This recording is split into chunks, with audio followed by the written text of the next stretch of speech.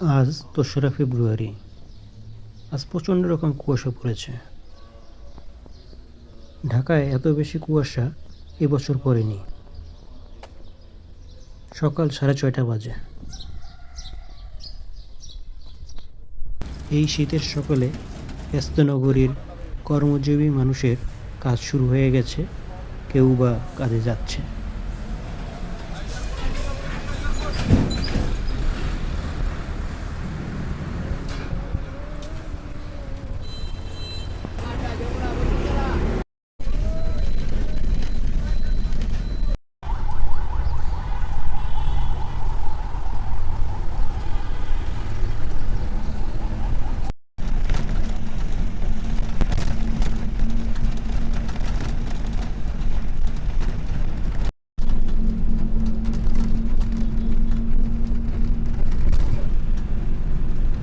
টঙ্গী বিশ্ব ইজতেমা মাঠ।